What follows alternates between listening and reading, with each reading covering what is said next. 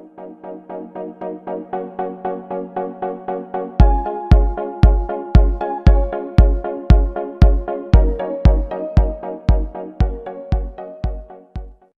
ini kita akan recharge online bareng-bareng, tapi sebelum itu kita mau nyembah Tuhan dulu sama-sama dan pastikan suasananya tetap tenang dan tetap kondusif dan tetap fokus ya.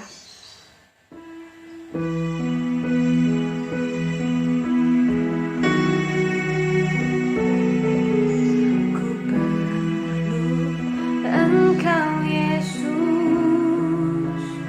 haus jiwaku menantikanmu. Ku percaya kau penuh pengharapanku di dalam-Mu. Ku perlu Engkau Yesus, haus jiwaku menantikanmu. Ku percaya kau penuh pengharapanku di dalam-Mu. Yesus, hanya Kau yang ku andalkan,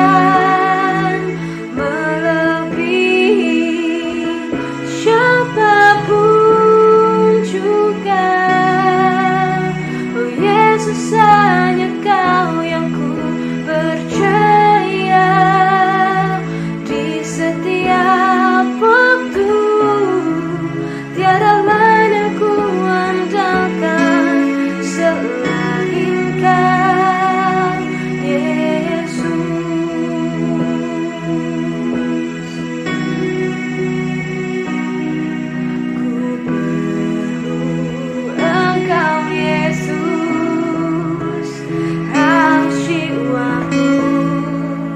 Menantikanmu. Ku percaya kau penuh pengharapanku di dalam-Mu. Yesus, hanya Kau yang ku andalkan,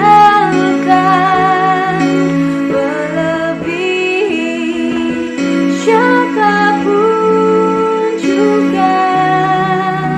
Oh Yesus, hanya Kau yang ku percaya di setiap waktu.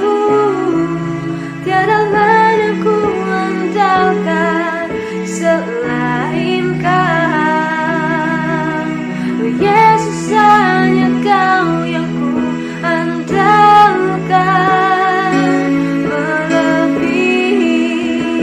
siapapun juga. Oh Yesus, hanya Kau yang ku percaya di setiap waktu. Tiada lain yang ku andalkan selain Kau, Yesus. Hanya Kau Tuhan, Yesus. Kau terbaik, Engkau sempurna, Engkau mulia. Terima kasih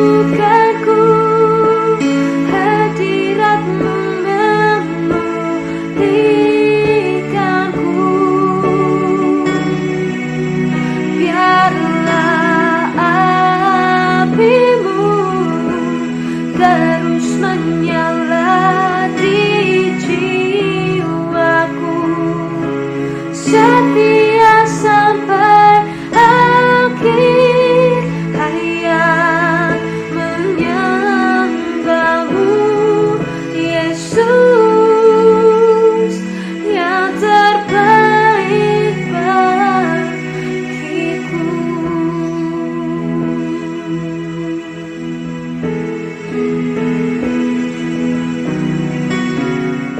Oh Yesus, Kau yang terbaik bagiku.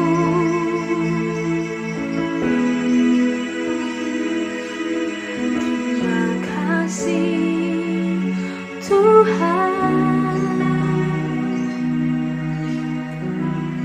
Terima kasih ya Tuhan, terima kasih Yesus buat penyertaan-Mu, buat kasih setia-Mu Tuhan dalam setiap kehidupan kami. Kami bersyukur Tuhan punya Tuhan Allah seperti Engkau. Punya Tuhan Allah yang gak pernah ninggalin kami sedetik pun Tuhan. Tuhan ampuni Tuhan setiap dosa kesalahan kami Tuhan. Kalau misalnya kami sering menyakiti perasaan-Mu, kami sering mengecewakan Engkau, ampuni kami ya Bapa. Layakkan kami Tuhan di hadapan-Mu. Biarlah Tuhan setiap recharge online pada malam hari ini Tuhan membuat kami makin hari makin bertumbuh. Kami sebagai anak-anak muda makin hari makin kuat. Tuhan biarlah ya Bapa, kami mau menyerahkan setiap seluruh masa muda kami ke dalam tangan-Mu. Kami mau menyerahkan Tuhan seluruh kehidupan kami ke dalam tangan-Mu ya Bapa. Datanglah kerajaan-Mu dan jadilah kehendak-Mu. Biarkanlah ya Tuhan yang lemah Engkau kuatkan, yang sakit Engkau sembuhkan ya Bapa. Ada pengharapan baru Tuhan, ada kekuatan yang baru Tuhan yang Kau berikan Tuhan dalam setiap kehidupan kami. Mungkin tahun ini adalah masa-masa yang terberat, tapi kami percaya Tuhan, Engkau gak pernah ninggalin kami sedetik pun. Kekuatan-Mu selalu baru, kekuatan-Mu Tuhan selalu ada buat setiap kami anak-anak-Mu. Ajari kami Tuhan untuk selalu berserah, ajari kami untuk selalu percaya Tuhan akan apa yang menjadi kehendak-Mu, akan apa yang menjadi rencana-Mu dalam kehidupan kami ya Bapa. Hingga pada suatu saat nanti Tuhan Engkau menemukan kami berkenan dan sempurna di hadapan-Mu. Dan biarlah Tuhan makin hari manusia lama kami Tuhan gak dikenali lagi Tuhan. Biarkanlah Kristus yang makin penuh di hidupnya kami, Kristus makin penuh Tuhan di pikirannya kami, Kristus makin penuh Tuhan di hatinya kami ya Bapa. Thank you Tuhan buat segalanya. Biarkanlah pada recharge online ini Tuhan bisa benar-benar Tuhan menjadi kekuatan, kesegaran yang baru buat setiap hati kami, buat setiap jiwa kami ya Bapa. Sukacita, damai sejahtera Tuhan itu ada buat setiap kami. Dalam nama Tuhan Yesus kami sudah berdoa dan mengucap syukur. Haleluya, amin. Shalom. Saat ini sebelum kita sama-sama mendengarkan firman, saya mengajak untuk kita berdoa bersama-sama terlebih dahulu. Bapa, kami berterima kasih. Kami percaya bahwa rencana-Mu itu selalu terbaik buat kami. Karena itu kami berdoa Engkau memberkati momen saat ini. Jika karena adanya sebuah keterbatasan di mana kami harus melakukan ibadah secara online, kami tidak bisa melakukan tatap muka secara kasat mata, kami berdoa Tuhan tetap memberkati, sehingga biarlah firman-Mu yang akan Kau sampaikan kepada kami berdoa ini betul-betul dapat menuntun, dapat memberikan arah yang benar dalam kehidupan kami. Engkau mengurapi setiap peralatan yang akan kami pakai, baik semua pendengar yang ada di rumah, semua gadget, semua teknologi akan kami pakai untuk kami mendengarkan firman-Mu. Kami berdoa Engkau yang mengurapi, Engkau yang memakai semuanya, sehingga biarlah dengan segala macam keterbatasan ini, firman ini tetap akan memberikan benefit dalam kehidupan kami. Terima kasih, kami siap mendengarkan firman-Mu hanya di dalam nama Tuhan Yesus Kristus. Amin.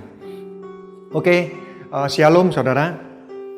Hari ini saya akan memberikan topik khotbah yang saya beri judul adalah Kristen KW. Ya, saya akan memberikan topik khotbah yang saya beri judul Kristen KW. Nah, kalau kita melihat di dalam firman Tuhan, seringkali Yesus itu memberikan teguran kepada murid-muridnya. Ya, saudara bisa melihat di dalam perikop Matius, Markus, Lukas, Yohanes beberapa kali Yesus itu memberikan teguran kepada murid-muridnya. Apa itu definisi teguran? Teguran itu adalah sebuah ucapan atau perintah yang bertujuan membuat kita mencapai standar hidup yang lebih baik daripada waktu-waktu sebelumnya. Sekali lagi, apa itu definisi teguran? Teguran itu adalah sebuah ucapan atau perintah yang akan membuat hidup kita itu memiliki gaya hidup lebih baik daripada waktu-waktu sebelumnya. Nah, artinya kalau Tuhan pernah memberikan teguran kepada murid-muridnya, artinya Tuhan ingin ada sebuah gaya hidup yang dimiliki oleh murid-muridnya itu yang harus ditinggalkan, itu yang harus ditanggalkan agar murid-murid bisa mencapai standar hidup yang lebih tinggi. Nah, suatu ketika saya membaca dalam sebuah perikop di mana hari ini saya akan mengajak untuk kita sama-sama belajar. Di dalam perikop ini saya menemukan ada beberapa tokoh yang ada dalam perikop ini. Mereka ternyata memiliki 6 gaya hidup Kristen KW yang ternyata Yesus memberikan teguran di mana Tuhan ingin gaya hidup ini betul-betul ditanggalkan dalam kehidupan kita. Nah, saudara bisa memilih nanti 1 atau 2 poin di mana saudara bisa diskusikan dalam sisi saudara. Mari saya mengajak kita ngelihat Yohanes pasal 9 ayat 1 sampai 38. Ya, Yohanes pasal 9 ayat 1 sampai 38. Nah, perikopnya di sana adalah orang yang buta sejak lahirnya. Ayat yang pertama. Waktu Yesus sedang lewat, ia melihat seorang yang buta sejak lahirnya. Nah, di sana dikatakan ada orang yang buta sejak lahirnya. Saya percaya bahwa orang buta itu adalah perlambang orang yang memiliki permasalahan hidup yang sangat berat, saudara. Saya percaya saat ini pendengar, saudara juga memiliki masalah. Tetapi seberapa besar masalah yang saudara miliki dibandingkan orang buta ini, saya yakin mayoritas di antara saudara masalahnya jauh lebih kecil daripada orang buta ini. Orang buta ini memiliki masa depan yang tidak mudah. Ya. Saya pernah datang ke sebuah tempat di mana tempat ini bisa mempekerjakan orang yang bisu dan tuli. Jadi unik tempat ini waktu saya datang memang ada orang bisu dan tuli itu yang dipekerjakan. Tetapi saya tidak pernah menemukan ada sebuah lapangan pekerjaan itu yang disediakan buat orang buta. Sehingga kenapa saya mengatakan bahwa orang buta ini adalah perlambang seseorang yang memiliki permasalahan hidup yang sangat berat.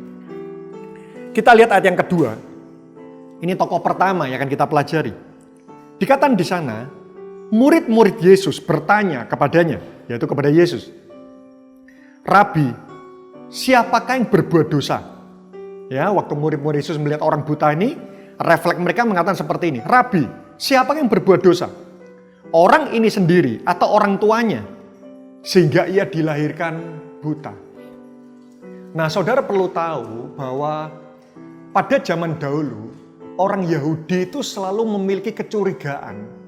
Kalau ada seorang buta, seorang bisu, orang tuli, atau orang cacat, atau orang kena penyakit kusta, orang Yahudi ini selalu memiliki kecurigaan bahwa mereka ini pasti kumpulan orang berdosa. Jadi secara refleks setiap kali orang Yahudi melihat ada orang-orang memiliki cacat atau penyakit, mereka selalu berpikir pasti orang ini adalah kumpulan orang berdosa dan tidak berhak untuk ketemu dengan Tuhan. Karena itu kenapa pada waktu murid-murid Yesus berjumpa dengan orang buta ini, mereka lebih sibuk mencari siapa yang salah dibandingkan mereka sibuk untuk memberikan pertolongan. Ya, saya ulang lagi. Karena itu kenapa murid-murid Yesus waktu ketemu orang buta ini, mereka lebih sibuk mencari siapa yang salah dibandingkan mereka sibuk memberikan pertolongan. Nah, gaya hidup orang Kristen KW yang pertama yang harus kita tanggalkan, ya, yang pertama adalah orang-orang percaya yang lebih berfokus menyalahkan kondisi dibandingkan mencari solusi. Saya ulang lagi, poin pertama, gaya hidup Kristen KW, orang-orang percaya yang lebih berfokus untuk menyalahkan kondisi dibandingkan mencari solusi. Saya menemukan ada banyak orang Kristen, waktu mereka ini menghadapi masalah, mereka sibuk menyalahkan keadaan dibandingkan mereka itu mencari jawaban. Contoh pada saat-saat ini di mana virus corona lagi merebak, ada banyak orang Kristen itu yang mereka lebih sibuk menyalahkan sebuah kondisi. Mereka mengatakan pemerintah kurang tanggap, mereka menyalahkan A, mereka menyalahkan B. Kalau ada yang tertular, mereka menyalahkan satu sama lain. Nah, ini adalah gambaran orang Kristen yang pertama. Nah, hari ini kita perlu mengingat, saudara, bahwa Yesus itu adalah sumber jawaban. Dan kita ini adalah umatnya. Artinya Tuhan itu ingin kalau suatu ketika kita ini berada dalam sebuah tempat di mana sekeliling kita itu ada permasalahan. Sebetulnya Tuhan ingin menunjukkan panggilan kita saat itu, yaitu kita harus menjadi jawaban buat orang-orang sekeliling kita. Itu yang pertama, orang Kristen yang mereka lebih sibuk menyalahkan kondisi dibandingkan mereka mencari solusi. Kadang-kadang kita ini lupa. Kalau kita mau melihat, kalau kita mau membuka mata rohani kita sedikit saja, justru sebetulnya permasalahan-permasalahan itu adalah salah satu cara kita mengalami perjumpaan dengan Tuhan. Orang-orang Kristen tipe yang pertama, mereka sulit melihat masalah itu dari sudut pandang Tuhan. Kalau kita merenungkan dalam kehidupan ini, justru kita ini banyak mengalami perjumpaan dengan Tuhan. Itu justru pada waktu kita ini mengalami permasalahan. Kapan saudara merasakan bahwa Allah itu Jehovah Jireh? Pasti waktu saudara mengalami masalah kekurangan. Kapan saudara merasakan Yesus itu adalah Jehovah Rafa? Pada waktu saudara mengalami sakit penyakit. Karena itu kenapa saya berdoa, biarlah pada waktu kita menghadapi permasalahan, kita ini bukan lebih sibuk menyalahkan keadaan, tapi kita sibuk untuk berfokus hidup kita ini menjadi jawaban. Yang pertama.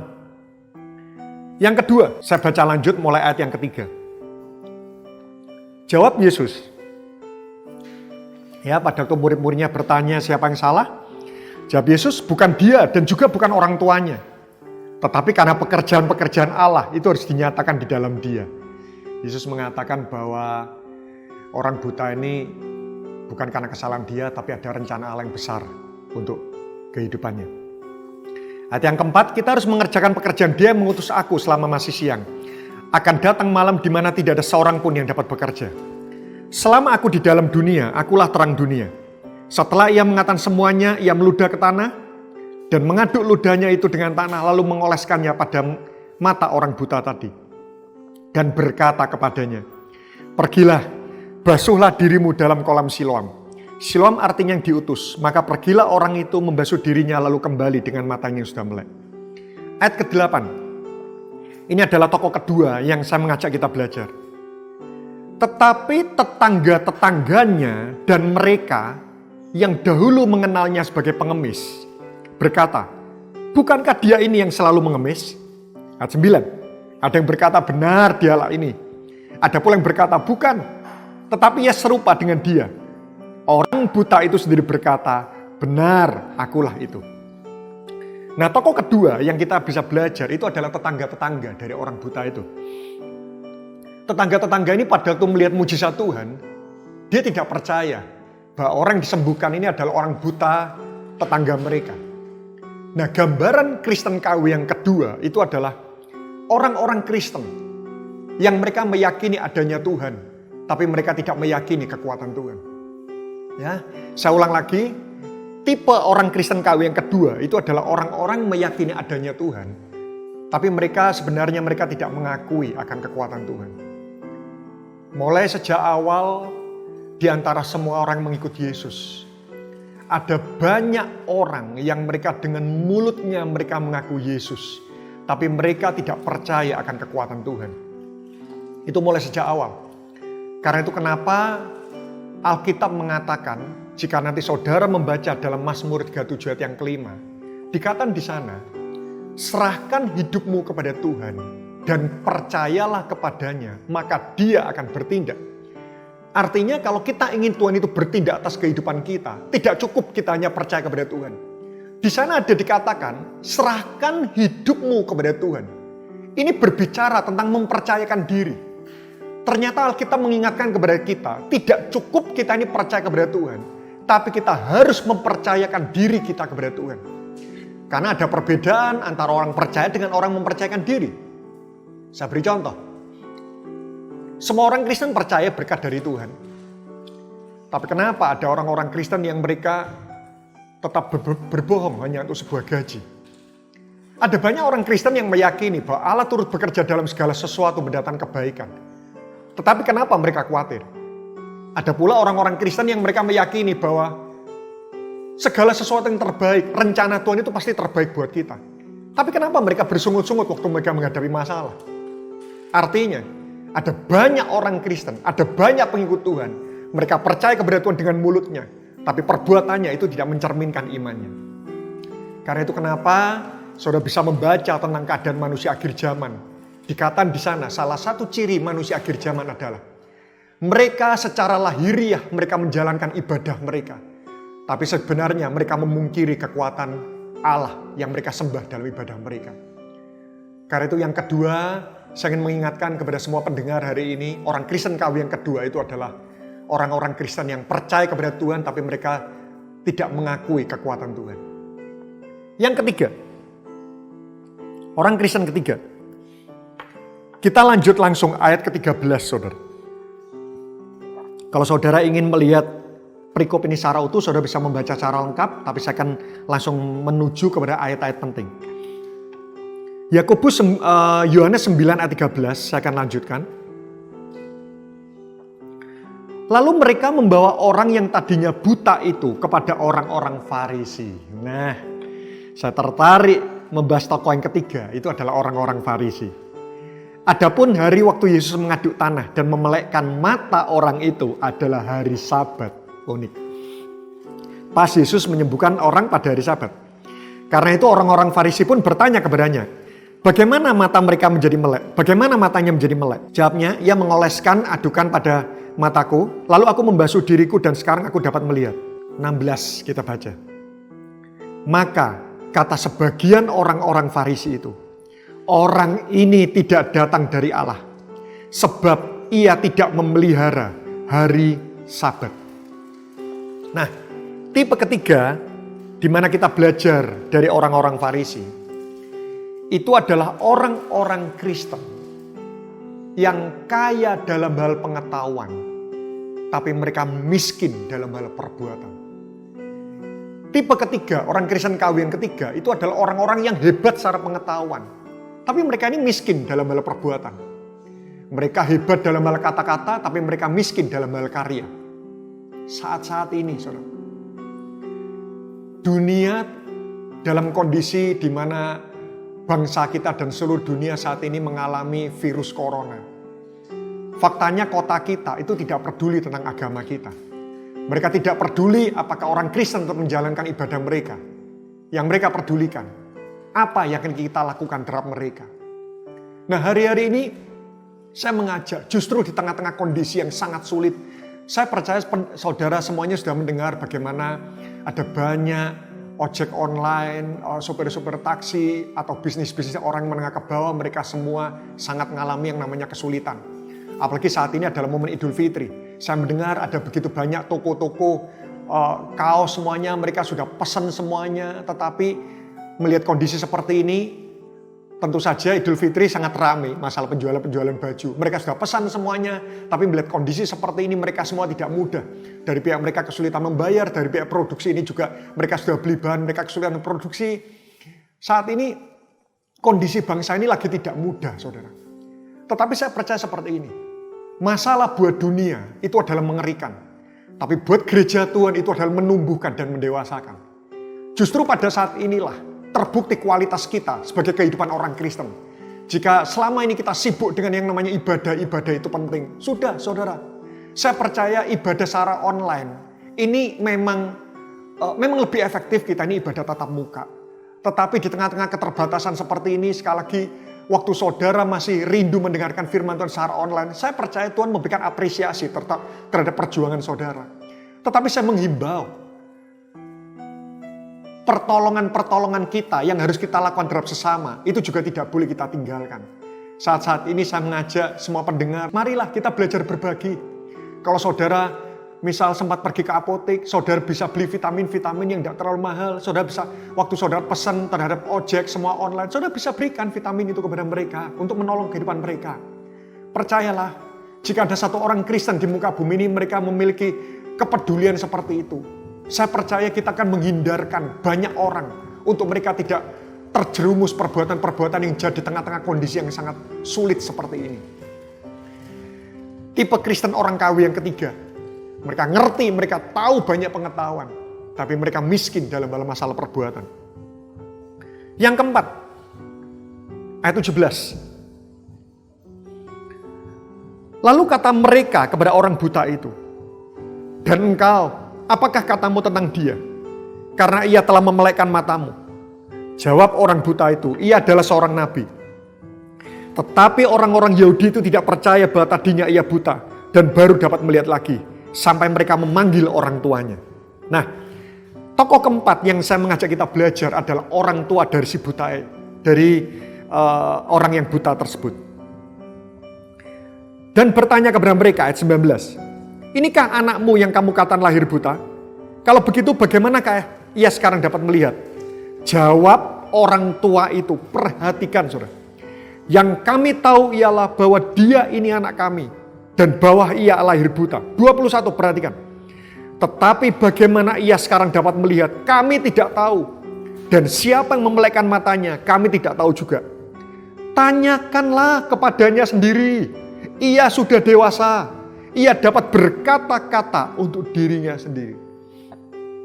Nah saudara bisa ngamati ya tentang orang tua dari orang yang buta. Kalau saudara menjadi orang tua di mana anak kita ini punya penyakit atau anggap aja buta agar sama dengan perikop ini. Dia buta sejak lahir dan akhirnya orang buta ini telah disembuhkan oleh seseorang. Saya percaya saudara sebagai orang tua, saudara kan sibuk menceritakan tentang kehebatan orang itu dalam menyembuhkan anak kita. Kita sibuk bercerita, kita sibuk bersaksi sebagai ucapan syukur kita kepada orang yang menolong anak kita. Tetapi saudara lihat, orang tua ini mengatakan bahwa tanyakan sendiri kepadanya karena ia adalah orang dewasa. Kenapa orang tua ini kok tidak mau bercerita bahwa yang menyembuhkan anaknya itu adalah Yesus? Kita lihat ayat 22. Orang tuanya berkata demikian karena, perhatikan, mereka takut kepada orang-orang Yahudi. Sebab orang-orang Yahudi itu telah sepakat bahwa setiap orang yang mengakui dia sebagai Mesias akan dikucilkan. Itulah sebabnya maka orang tuanya berkata, ia telah dewasa, tanyakanlah kepadanya sendiri.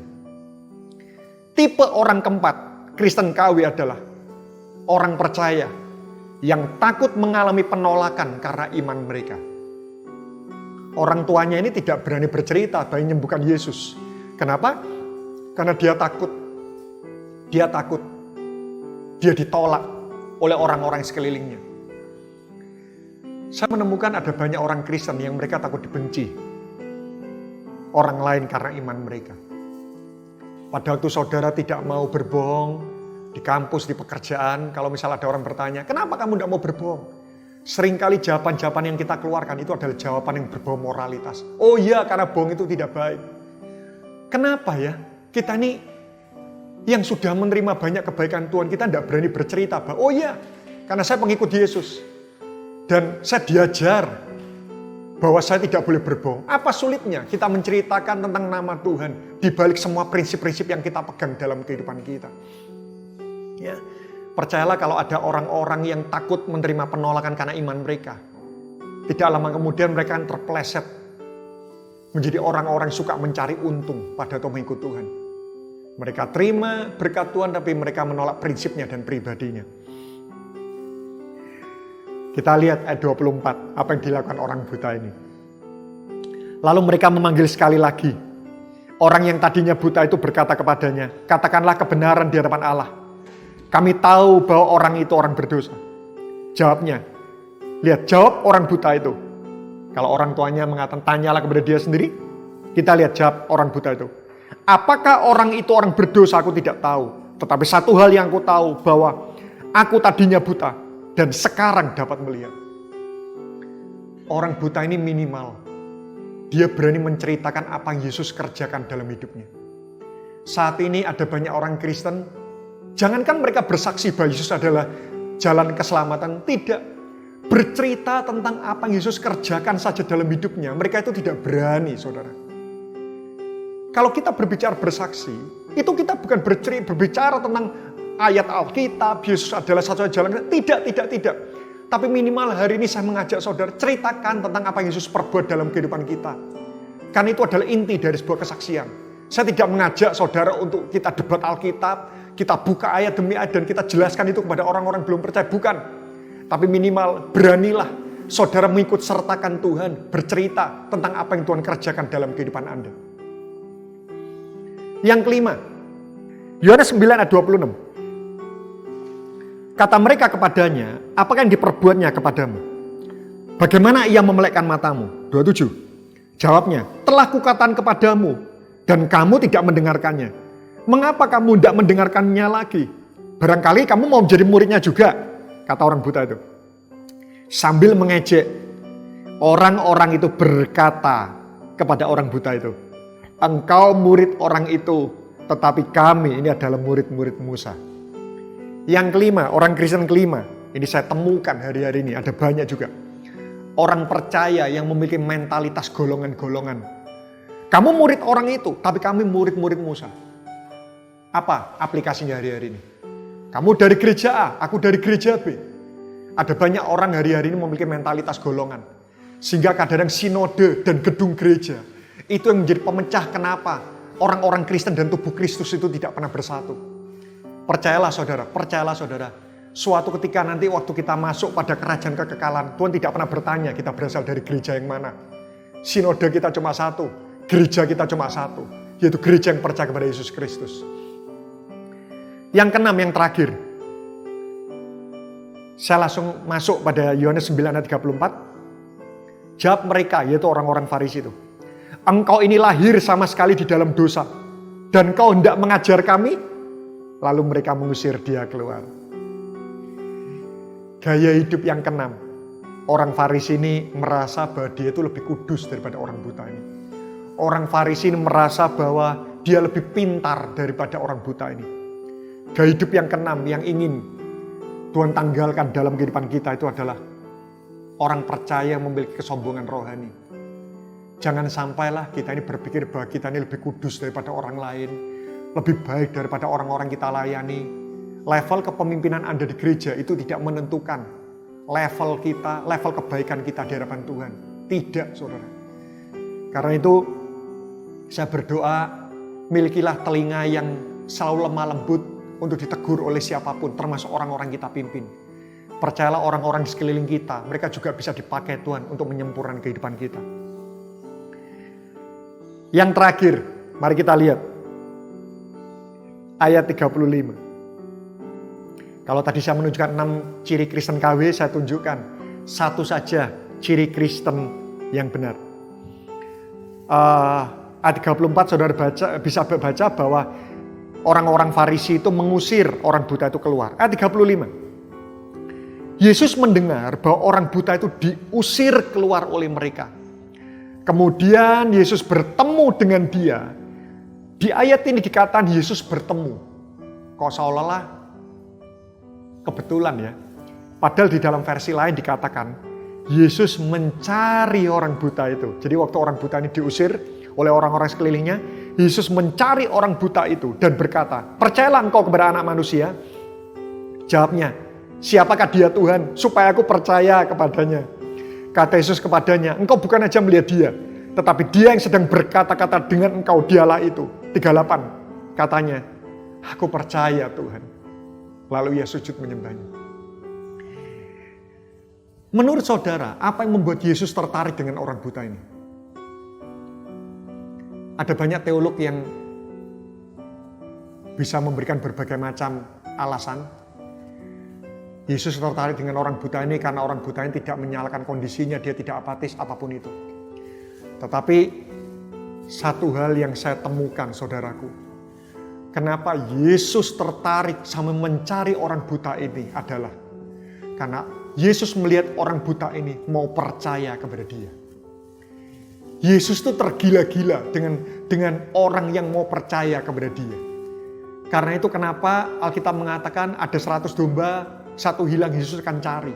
Artinya, aplikasinya, jika seluruh dunia ini hidup kudus, hanya satu orang berdosa saja di dunia ini, Tuhan tetap rela 33 tahun datang ke muka bumi, 3 tahun mengajar murid, mati di atas kayu salib, itu hanya untuk menebus satu orang. Yesus tergila-gila dengan manusia-manusia yang mau percaya kepada dia. Dan Yesus tahu orang buta ini karena telah mengalami pengalaman hidup bersama dengan Tuhan. Yesus yakin bahwa orang buta ini mau percaya kepada Tuhan. Karena itu kenapa Yesus mencari orang buta ini. Karena itu saudara, saya mengingatkan bahwa salah satu hal yang membuat Tuhan tertarik kepada kita itu adalah kepercayaan kita kepada dia. Karena itu kenapa Ibrani 11 mengatakan tanpa iman tidak ada satupun orang bisa menyenangkan Tuhan. Mau menyenangkan Tuhan? Percayalah kepada Tuhan. Sekali lagi saya akan rumuskan 6 ciri Kristen KW. Yang pertama, orang percaya yang lebih berfokus menyalahkan kondisi dibandingkan mencari solusi. Yang kedua, orang yang meyakini adanya Tuhan tapi meragukan kekuatan Tuhan. Yang ketiga, orang Kristen yang kaya dalam hal pengetahuan tapi miskin dalam perbuatan. Yang keempat, orang percaya yang takut mengalami penolakan karena iman mereka. Yang kelima, orang percaya yang memiliki mentalitas golongan-golongan. Dan yang keenam, orang percaya yang memiliki kesombongan rohani. Dan salah satu ciri Kristen yang benar adalah percaya dan mempercayakan diri kepada Tuhan. Terus memberkati, mari kita berdoa. Bapa, terima kasih Engkau telah memberkati sharing firman pada saat ini. Sekali lagi kami berdoa firman ini dapat menguatkan setiap pendengar yang mendengarkan dimanapun mereka berada. Kami percaya Roh-Mu itu bekerja bisa lintas dimensi waktu dan bisa menembus apapun. Karena itu sungguh-sungguh jika ada di antara kami masih memiliki gaya hidup Kristen KW, kami berdoa agar firman Tuhan hari ini itu mengingatkan kepada kami. Kami belajar